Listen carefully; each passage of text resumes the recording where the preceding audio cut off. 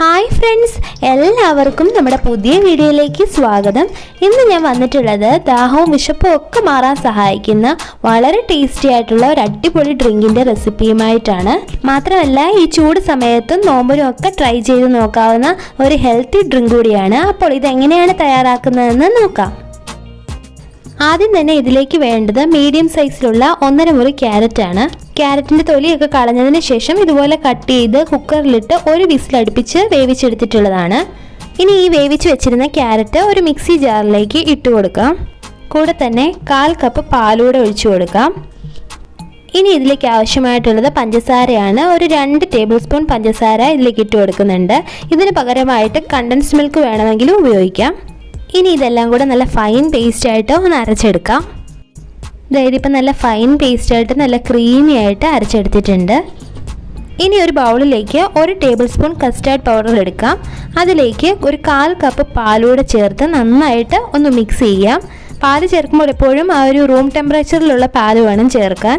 Custard powder പാലിൽ നന്നായിട്ട് mix ചെയ്തെടുത്തിട്ടുണ്ട്. ഇനി ഒരു പാനിലേക്ക് പാൽ ഒഴിച്ചു കൊടുക്കാം. ഞാനിവിടെ ഈ ഒരു ഡ്രിങ്ക് തയ്യാറാക്കാൻ വേണ്ടി ടോട്ടൽ 500 ml പാലാണ് എടുത്തിട്ടുള്ളത്.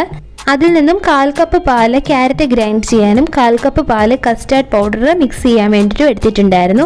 അതിൻ്റെ ബാക്കി പാല് ഒരു പാനിലേക്ക് ഒഴിച്ചു കൊടുക്കാം. ഇനി ഈ പാലൊന്ന് ചൂടായി വരുമ്പോൾ ഇതിലേക്ക് ആവശ്യത്തിനുള്ള പഞ്ചസാര ചേർത്ത് കൊടുക്കാം. ഞാനിവിടെ 1/4 കപ്പ് പഞ്ചസാരയാണ് ചേർത്ത് കൊടുത്തിട്ടുള്ളത് കേട്ടോ.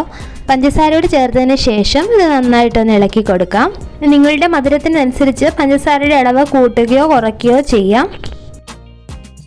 ഇനി ഈ ഒരു പാലിലേക്ക് നേരത്തെ മിക്സ് ചെയ്ത് വെച്ചിരുന്ന ആ കസ്റ്റാർഡ് മിൽക്ക് മിക്സ് ഇതിലേക്ക് ചേർത്ത് കൊടുക്കാം. കസ്റ്റാർഡ് മിക്സ് ഒന്നുകൂടെ ഒന്ന് ഇളക്കിയതിന് ശേഷം വേണം ഇതിലേക്ക് ചേർത്ത് കൊടുക്കാൻ. ഇനി ഇതൊരു ലോ ടു മീഡിയം ഫ്ലെയിം വെച്ച് ഒരു 10 മിനിറ്റ് ഇതൊന്ന് ഇളക്കിക്കൊണ്ടേയിരിക്കാം. ഇതിനി ഒന്ന് ചെറുതായിട്ട് കുറുകി വരുന്നത് വരെ ഒന്ന് വെയിറ്റ് ചെയ്യാം. ഇതിപ്പോൾ 10 മിനിറ്റ് ആയപ്പോഴേക്കും ചെറുതായിട്ട് കുറുകി വന്നിട്ടുണ്ട്. ഈ ഒരു പരുവമായ മതി, ഒരുപാട് അങ്ങ് തിക്കാവണ്ട. ഈ ഒരു പരുവാകുമ്പോൾ നേരത്തെ അരച്ച് മാറ്റി വെച്ചിരുന്ന ആ ഒരു ക്യാരറ്റ് മിക്സ് ഇതിലേക്ക് മുഴുവനായിട്ടും ചേർത്ത് കൊടുക്കാം.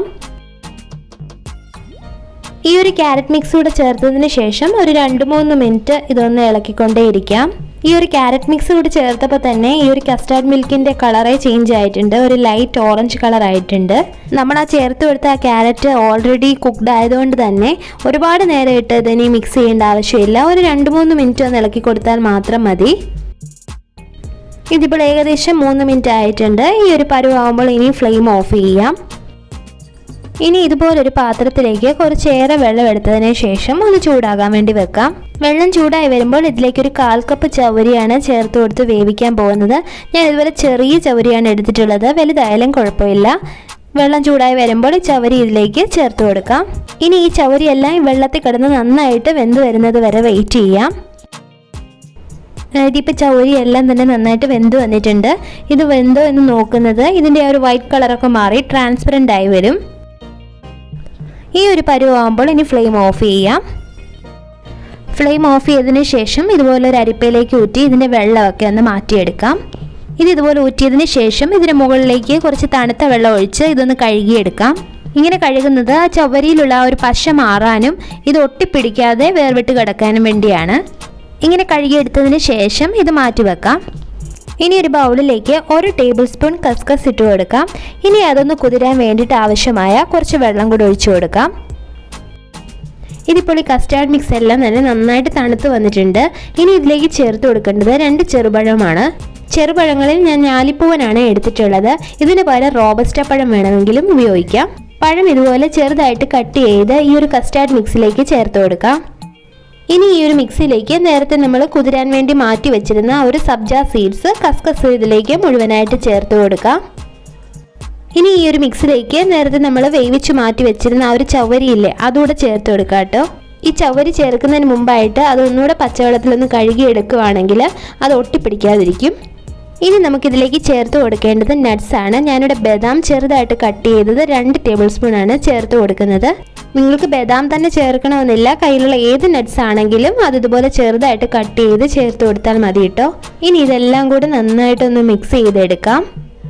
ഇത് നന്നായിട്ടൊന്ന് മിക്സ് ചെയ്തതിന് ശേഷം ഇതൊന്ന് ഫ്രിഡ്ജിൽ വെച്ച് ഒരു 2 മണിക്കൂറെങ്കിലും ഒന്ന് തണുപ്പിച്ചെടുക്കാം. ഈ ഒരു ഡ്രിങ്ക് ഒന്ന് തണുപ്പിച്ചിട്ട് കുടിക്കുകയാണെങ്കിലായിരിക്കും കറക്റ്റായിട്ട് അതിൻ്റെ ആ ഒരു ടേസ്റ്റ് കിട്ടുന്നത്.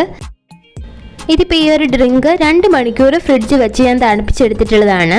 അപ്പോൾ ഇത്രയേ ഉള്ളൂട്ടോ ഈ ഒരു ഡ്രിങ്ക് തയ്യാറാക്കാം. ഈ വേനൽക്കാലത്തെ ഈ ഒരു ചൂട് സമയത്തും നോമ്പിൻ്റെ സമയത്തൊക്കെ കുടിക്കാൻ പറ്റിയ ഒരു അടിപൊളി ഡ്രിങ്ക് കൂടിയാണ്. ക്യാരറ്റൊക്കെ കുക്ക് ചെയ്ത് അരച്ച് ഇതിലേക്ക് ചേർത്തിട്ടുള്ളത് കൊണ്ട് തന്നെ ഇതൊരു ഹെൽത്തി ഡ്രിങ്ക് കൂടിയാണ്. ആർട്ടിഫിഷ്യലായിട്ട് നമ്മൾ ഒന്നും തന്നെ ആഡ് ചെയ്തിട്ടില്ല. അപ്പോൾ എല്ലാവരും തന്നെ ഇതൊന്ന് ട്രൈ ചെയ്ത് നോക്കിയതിന് ശേഷം നിങ്ങളുടെ അഭിപ്രായങ്ങൾ കമൻറ്റ് ബോക്സിൽ അറിയിക്കാൻ മറക്കല്ലേ. വീഡിയോ ഇഷ്ടമായെങ്കിൽ ലൈക്ക് ചെയ്യാനും ഷെയർ ചെയ്യാനും സബ്സ്ക്രൈബ് ചെയ്യാനും മറക്കല്ലേ. സബ്സ്ക്രൈബ് ചെയ്യുമ്പോൾ തൊട്ടടുത്തുള്ള കുഞ്ഞ് ബെല്ലൈക്കൺ കൂടെ ഒന്ന് എനേബിൾ ചെയ്തേക്കണേ. അപ്പോൾ ഇനി അടുത്തൊരു കിടിലൻ വീഡിയോയുമായി കാണുന്നത് വരെ ബൈ ബൈ, ടേക്ക് കെയർ.